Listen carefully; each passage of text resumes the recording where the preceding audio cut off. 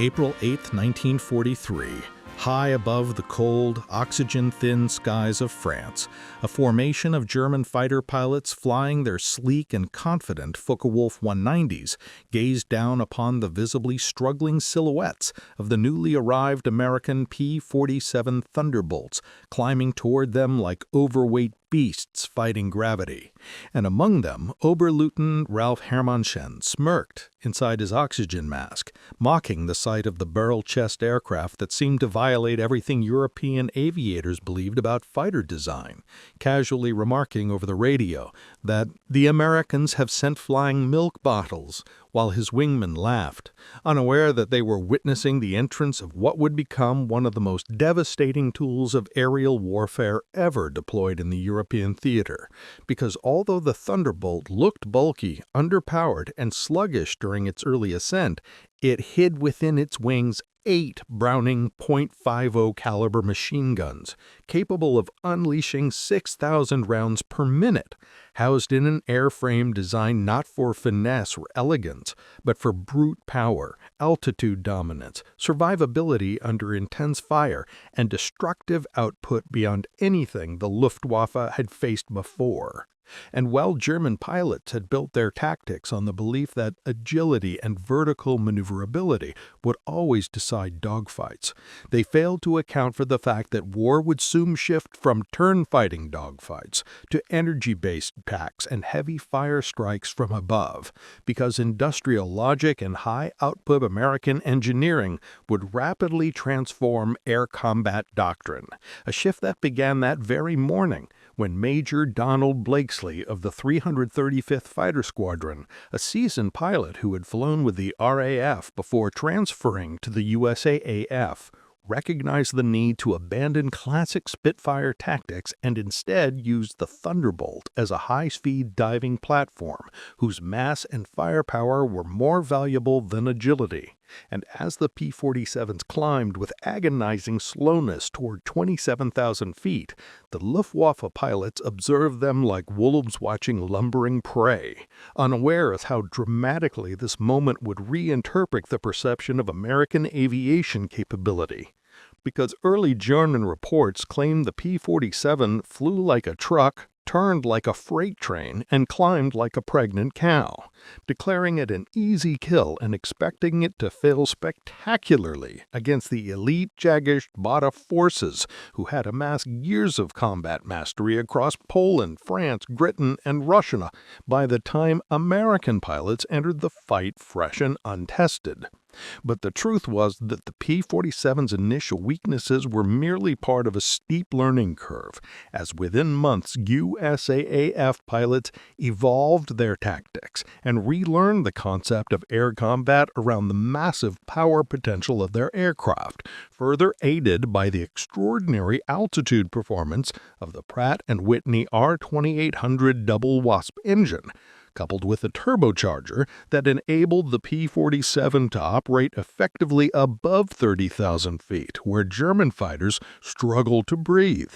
Meaning that although they were mocked as flying pigs during their first engagements, the Thunderbolts were actually the first step in the USAF's doctrine of long-range, high-altitude, heavily armed escort operations, and as future aces like Robert Johnson and Francis Gabreski trained windlessly in an aircraft that killed dozens of American pilots during stateside instruction due to torque-induced takeoff mishatch and compressibility crashes during steep dives, they unknowingly prepared for a shift in air combat philosophy, which would move away from lightweight machines optimized for turning combat toward heavier fighters capable of absorbing catastrophic damage, diving with unstoppable momentum, firing massive volumes of lead and striking targets with terrifying accuracy, before climbing rapidly back to safety, a method which would later be called the boom and zoom, but was at that time considered reckless and unconventional. It would become the Luftwaffe's nightmare,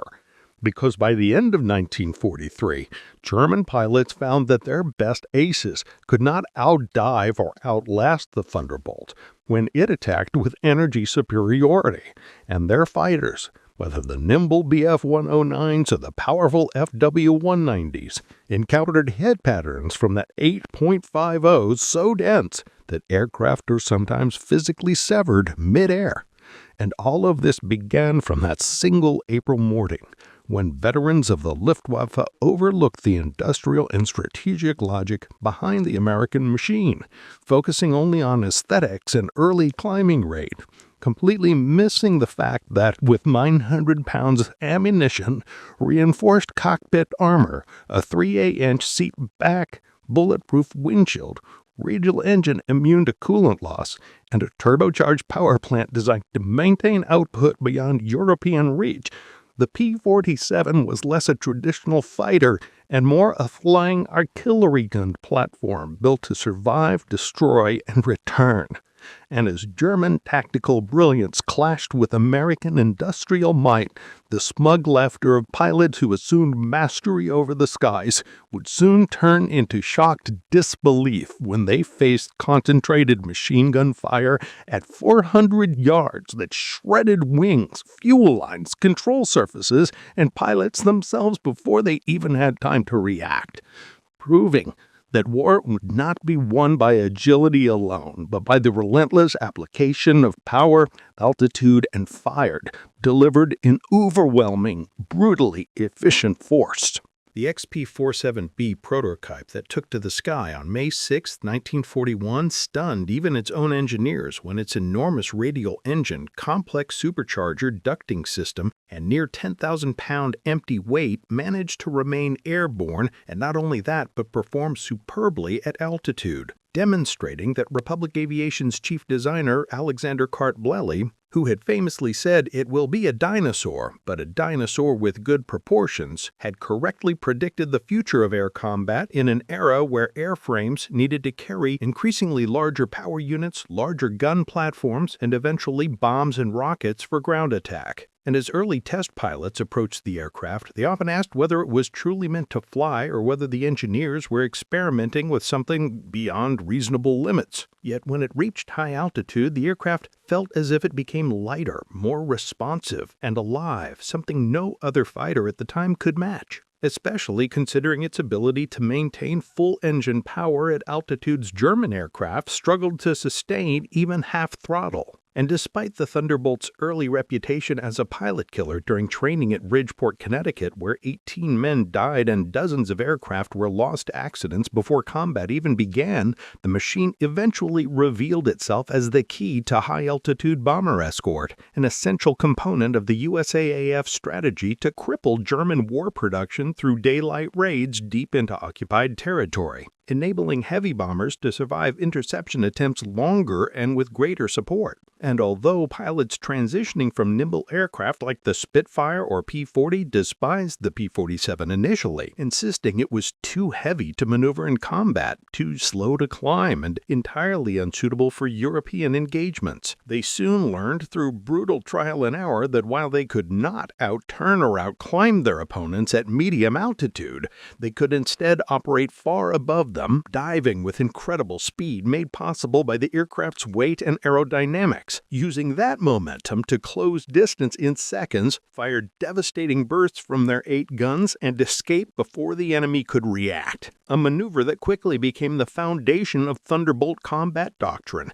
and which German pilots could neither anticipate nor counter effectively, because their aircraft lacked both the high-altitude performance and the structural resilience needed to follow the P-47 through such dives without risking catastrophic airframe failure. Especially as the American fighters approached near transonic speeds, compressibility setting in, with controls locking up momentarily, leading early P-47 pilots to describe their dives as falling faster than the plane could be flown, a terrifying discovery that would later be mitigated through dive recovery flaps, but initially resulted in multiple crashes until operational procedures were revised. And as the USAAF adapted training to reflect the Thunderbolt's true nature, pilots like Robert Johnson began to harness its potential, understanding that success required aggression, patience, and precise energy management rather than instinctive dogfighting. an evolution that culminated in the famous June 26, 1943 mission where Johnson's P-47, savaged by cannon fire with its canopy sealed shut, hydraulics severed, and engine nearly disabled, was pursued by a Focke-Wulf pilot who emptied his entire ammunition load into the crippled aircraft, only to watch it remain airborne, prompting him to salute the American pilot before disengaging due to lack of rounds, a moment that rapidly circulated through intelligence channels on both sides and permanently shifted German perceptions, because until then, they believed that all fighters, regardless of armor or construction, would be forced down once struck by 20mm shell bursts. But Johnson's survival demonstrated that the P-47 could endure levels of damage that would instantly annihilate any Bf-109 or Fw-190, leading to fear-based nickname adaptations among Luftwaffe pilots who began calling the aircraft der Pfannkuchen mit Zähnen, or the pancake with teeth, describing its broad fuselage and lethal gun platform. And as the aircraft evolved through successive variants incorporating paddle blade propellers that drastically improved climb performance, eventually matching or surpassing German rates even at medium altitudes, the Thunderbolt developed into a brutal dive machine, an altitude king, and ultimately one of the deadliest ground attack aircraft of the entire war, especially once external fuel tanks were introduced to extend its operational radius and allowing it to escort bombers farther into enemy territory and later enabling it to loiter near front lines for close-air support, a role in which its survivability and firepower made it feared not only by aircraft crews but also by infantry and vehicle operators on the ground, as its machine guns could tear apart trucks, armored cars, and light armor within seconds, marking the beginning of a metamorphosis from a mocked heavyweight to a dominant force in both air and ground combat, proving once and for all that though agility wins dogfights, in theory, brute force, speed from altitude, and unstoppable firepower shaped the outcome of the air war over Europe. As the war escalated into its decisive phases, the P-47 Thunderbolt's reputation as a dominant force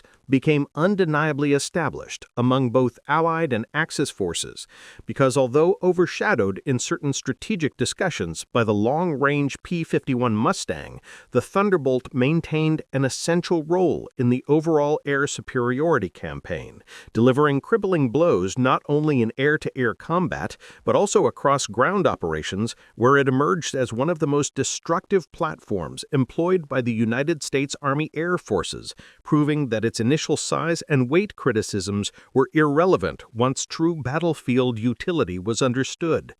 Thunderbolt pilots trained to maximize dive and zoom tactics would often initiate combat from high altitudes, descending with terrifying speed, firing heavy bursts from the .850 caliber machine guns that could disintegrate enemy fighters, fuel depots, locomotives, and armored vehicles before rapidly climbing back up using momentum, a method that ensured German pilots had minimal opportunity to respond or counter, resulting in repeated tactical defeats.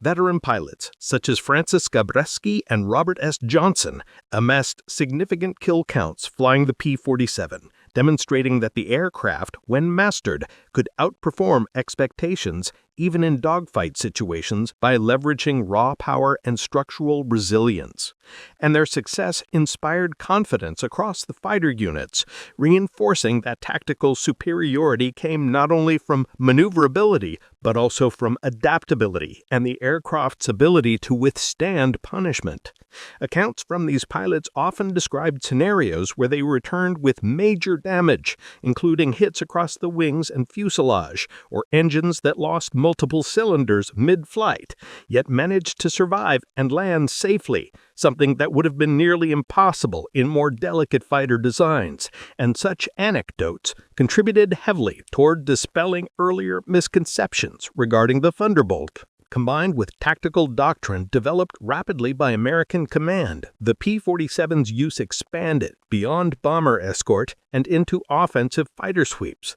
where formations were sent ahead of bombers to clear the airspace and destroy enemy aircraft before they could launch attacks. And although this method was met with mixed results initially due to range limitations, Upgrading external fuel tanks extended its reach significantly, transforming operational capability. Motorsport-like modifications to boost performance also became common, including removal of unnecessary elements, improved propeller designs, and optimized turbo-supercharger calibrations, enabling the P-47 to operate in high-performance configurations far beyond its original production specifications, surprising even engineers who believed they had already pushed the airframe to its limits. German pilots, who once viewed the aircraft as unfit for combat, were forced to adjust their strategies entirely, increasingly avoiding direct confrontations and focusing on ambush tactics or targeting bombers from angles that would minimize interaction with escorting Thunderbolts. Yet even these adjustments proved insufficient, as American pilots grew proficient at predicting enemy moves and intercepting them with aggressive entry maneuvers. The Luftwaffe began struggling not only with combat losses, but also with a severe shortage of experienced pilots. And the P-47, with its superior durability, gave American pilots a significantly higher survival rate, allowing them to gain valuable combat experience over time, further amplifying unit effectiveness while German units became progressively less capable due to rapid attrition. The combination of overwhelming firepower and mechanical integrity transformed the Thunderbolt into a versatile strike tool, and ground attack missions amplified its influence further, with pilots flying low-level assault missions, attacking moving columns, railways, anti-aircraft positions, and artillery nests, often returning amid heavy flak damage which the aircraft absorbed impressively. Many ground troops believed that hearing the deep roar of the Thunderbolt's radial engine meant salvation was incoming, and soldiers gave it unofficial nicknames like the Flying Tank or the Angel of Thunder, recognizing how its presence frequently shifted tactical advantage during land battles. Engineers later studied the P-47's wartime survivability and noted that its radial engine configuration, being air-cooled, was substantially less vulnerable to small-caliber hits than liquid-cooled inline engines used by many fighters, which, upon losing coolant, would overheat rapidly and fail, whereas the Thunderbolt could continue operating despite partial damage, often long enough to return safely. The aircraft's turbo-supercharger, positioned in the rear of the fuselage and connected by long ducting, also contributed to survivability, as its placement made it less likely to be struck by enemy fire in critical areas, and, if damaged, pilots could still descend and land without catastrophic failure. German pilots began reporting that long bursts from the P-47 were so intense that they often did not need precise aim, because the density of bullets spread across the target zone was sufficient to guarantee devastating impact, and this brute force approach contrasted sharply with finely tuned gunnery tactics used by smaller European fighters. The psychological impact of Thunderbolt attacks was immense, especially on ground forces, as unit diaries recovered post-war reflected the sense of dread that accompanied hearing the distinctive whistle of a diving P-47, followed by incredible gunfire that could rip through armored vehicles and infantry concentrations without mercy, often forcing retreat or immediate surrender.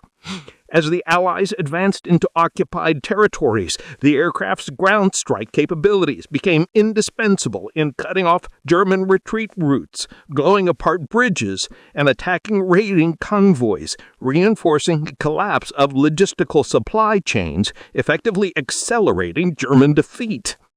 Despite its immense success, some critics argued that the Thunderbolt consumed more fuel than other fighters and was less agile at low altitude. But pilots countered that when flown correctly, it rarely needed traditional dogfighting and instead could dominate combat with speed dives, firepower superiority, and tactical timing. And this practical perspective became widely accepted among commanders.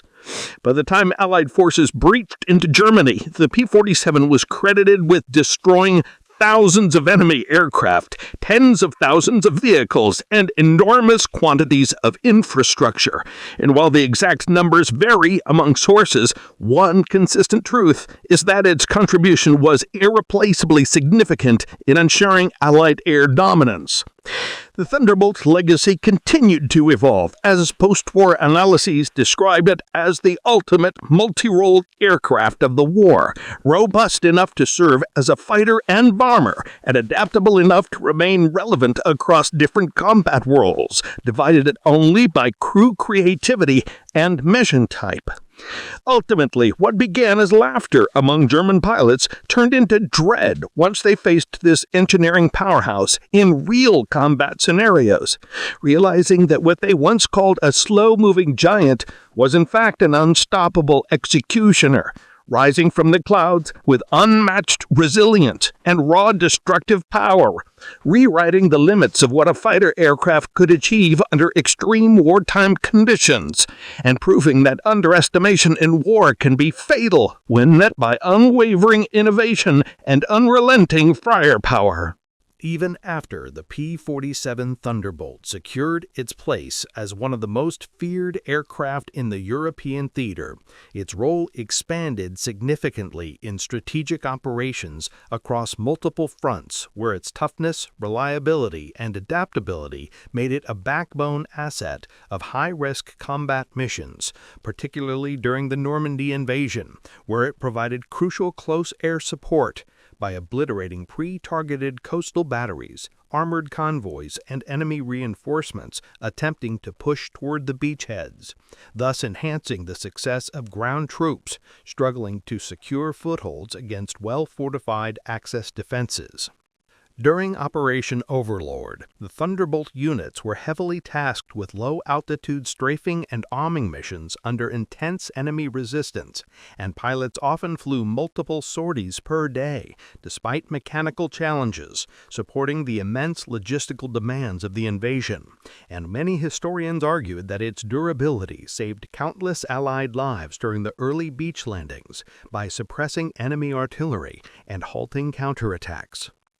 As the push into France accelerated, the P-47's aggressive ground attack roles became widely considered essential to the Allied blitz tactics, where armored spearheads relied on air support to neutralize anti-tank positions and heavy emplacements ahead of advancing units, and the Thunderbolt's ability to unleash devastating fire with a payload of machine guns, bombs, and rockets made it one of the most effective tools for clearing resistance zones rapidly. German ground forces began to refer to Thunderbolt attacks as Rolling Thunder, noting that when one arrived, it seldom acted alone, and often entire squadrons would descend in coordinated waves, saturating the battlefield with fire until resistance collapsed, and this overwhelming assault method quickly became integrated into Allied doctrine.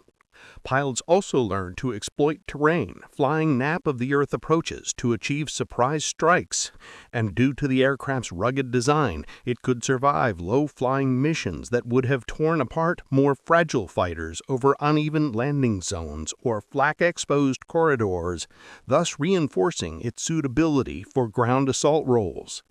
Meanwhile, the Luftwaffe struggled to intercept P-47s effectively because their remaining fighters, increasingly inferior and suffering from fuel scarcity, could not match the Thunderbolt's climb rate once it reascended following a strike. Nor could they afford to risk slow engaging turns due to aggressive escort tactics by American formations. By the time the Allies initiated the breakout from Normandy and moved into deep France through Operation Cobra, the P-47 was credited with destroying hundreds of enemy vehicles and key supply hubs in mere days, and its impact on disrupting German mobility became evident through the collapse of their operational counterattack capacities. Notably, General George Patton, renowned for his rapid advance strategies, heavily relied on Thunderbolt units to strike ahead of his mechanized divisions, and in post-war interviews he stated on multiple occasions that without the air-to-ground firepower provided by fighters such as the P-47, his advance would have been significantly slower and more costly. As the Allies moved toward Germany, the landscape changed to more dense urban and forested terrain, and the Thunderbolt adapted seamlessly to these environments, flying precision strikes against strategic bridges, tunnel networks, supply stations, and armored strongholds, often at altitudes so low that pilots could see infantry running below. And yet, despite the increased flak exposure, the aircraft's survival rate remained remarkably high. German troops began reporting significant fear responses upon hearing the signature scream of a diving P-47, particularly when fitted with rocket packs, which delivered powerful explosive impacts capable of crippling heavy armor, including Tiger tanks if struck optimally, although direct hits were challenging, and pilots typically aimed for supply trucks or rail targets to immobilize armored forces indirectly. As winter approached and the Battle of the Bulge unfolded, the Thunderbolt once again proved indispensable by providing critical air support despite harsh operating conditions, attacking German troop concentrations and armored press attempting to exploit Allied weaknesses. And although weather-grounded air operations initially, once skies cleared, the Thunderbolts lost relentless strike missions that helped halt the offensive. Ground reports describe P-47 pilots swooping in under foggy edges, attacking advancing columns, and preventing German armored breakthroughs, reinforcing their role as a frontline protector. Even toward the end of the war, when enemy resistance dwindled, the aircraft continued to dismantle remaining infrastructure by targeting locomotives, fuel warehouses, troop transport vehicles, and communication lines, contributing to the final collapse of German operational capacity. Beyond European operations, the P-47 also saw combat in the Pacific theater, where its rugged airframe proved valuable on long-range island-hopping missions, although it never achieved the same prominence as in Europe due to different tactical requirements, yet it remained an important ground support platform in regions where lengthy range was not critical. Despite its immense success, some critics argue that the Thunderbolt was overshadowed in popular history books by sleeker, faster, longer-range aircraft like the Mustang, yet many historians now emphasize that without the P-47's role in suppressing ground forces and executing escort duties during critical phases prior to the Mustang's arrival, the Allied bombing campaigns would have faced far greater attrition. German pilots who initially scoffed at the aircraft later admitted in post-war interviews that the Thunderbolt often presented a frustrating target because not only was it difficult to shoot down, but even if damaged, it seldom went down easily, and its dive potential allowed it to escape traps that would have destroyed other fighters. Engineers studying captured aircraft discovered the significant layer of armor plating surrounding critical areas and the thickness of wings relative to other fighters, noting that the structural reinforcement was a deliberate design choice that contributed heavily to its battlefield toughness. As the Third Reich collapsed, the once laughed-at Thunderbolt stood as the symbol of American tenacity and industrial power, capable of bringing overwhelming force wherever it went, and its pilots, strengthened by confidence in their machine, demonstrated aggressive strategic discipline that helped dominate the skies. Ultimately, as the war concluded, the Thunderbolt had flown over 500,000 sorties, destroyed countless enemy targets, and secured a combat reputation built not on grace, but on power, durability, and relentless effectiveness, proving that the aircraft mocked for its size had risen to become a legendary war machine, feared by enemies and admired by those who flew it. The aftermath of World War II solidified the P-47 Thunderbolt's place in military aviation history as a triumph of brute strength and battlefield adaptability, with pilots and engineers alike recognizing that its success stemmed not only from mechanical robustness, but from a combat philosophy that embraced overwhelming firepower, speed-driven attack sequences, and an indomitable airframe capable of enduring significant punishment. And while it was gradually replaced in mainstream service by sleeker jet-powered fighters, its legacy as one of the most successful piston-engine fighters ever fielded remained untouched. Post-war evaluations conducted by Allied and captured Axis engineers revealed that many of the Thunderbolt's greatest battlefield advantages were initially misunderstood due to outdated assumptions about fighter design that prioritized nimbleness over survivability. Whereas the P-47 proved that power, altitude potential, and ammunition capacity could redefine aerial engagement dynamics entirely when executed correctly.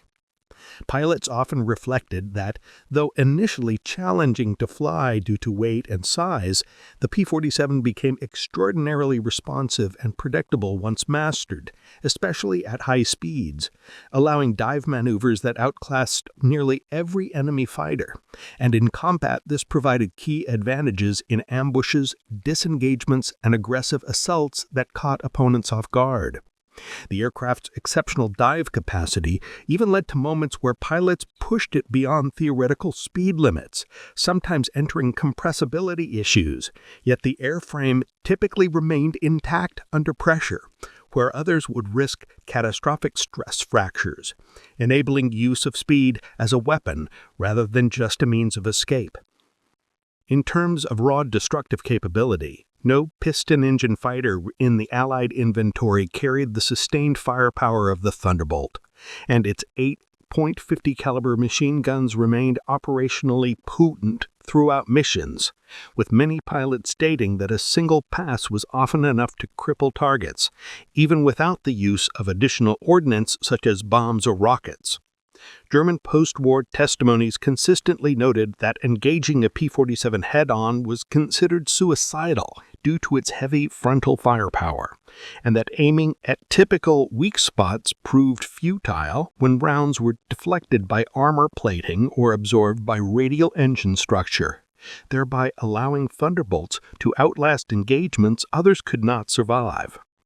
Furthermore, the aircraft's operational versatility extended beyond combat performance, as it was relatively easy to maintain in field conditions due to modular design elements, and replacement of damaged parts could be performed rapidly compared to more delicate machines, maximizing sortie rates and minimizing downtime.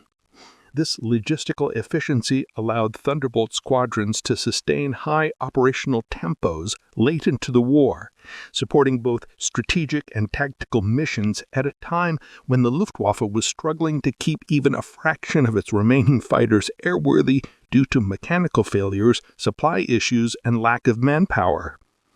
As post-war aviation entered the jet age, the P-47 transitioned into reserve roles and was exported to various Allied countries, where it continued to serve in military conflicts and training capacities well into the late 1940s and early 1950s,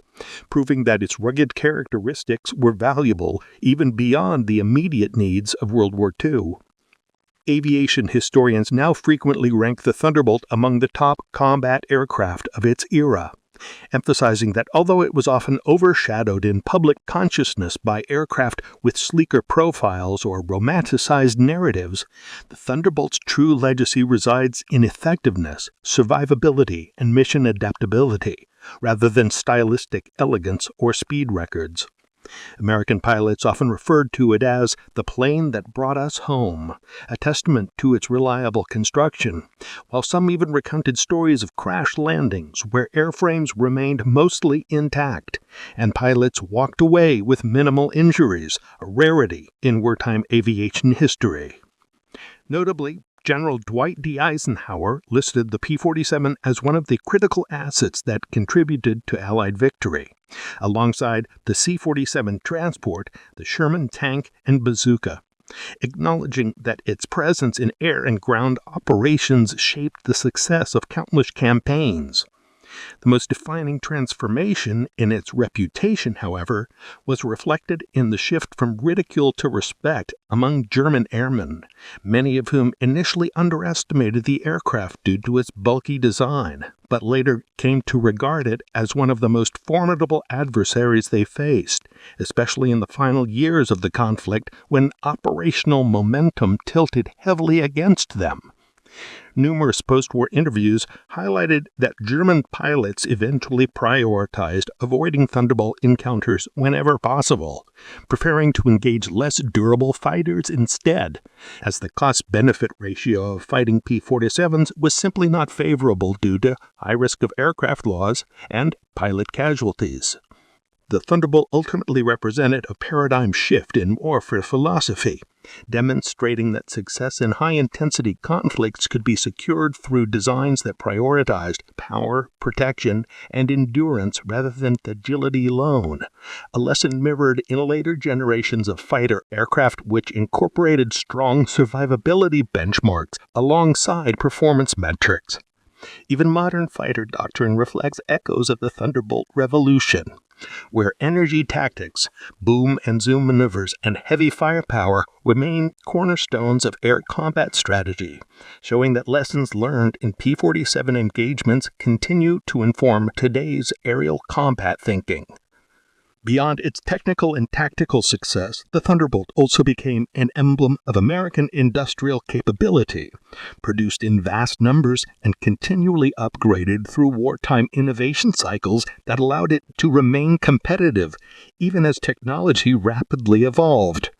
By the end of the war, over 15,000 units had been produced, making it one of the most mass-produced U.S. fighters, and its extensive deployment ensured Allied air dominance across Western theaters during critical phases. The story of the P-47 is, at its core, a narrative of how underestimation and skepticism can be reversed through competence, determination, and technological ingenuity. Because what began as laughter from German pilots grew into fear and finally into respecting acknowledgement of a machine that refused to bow to expectations, rising instead through unmatched durability and brutal firepower to become a war-winning asset. In final reflection, the P-47 Thunderbolt stands not simply as a fighter aircraft, but as a lesson in strategic engineering, designed not to meet the standards others set, but to reinvent them altogether, proving that strength, resilience, and overwhelming force are sometimes the most decisive answers in the chaos of war, and leaving behind a legacy carved in not grace, but in raw dominion of the skies.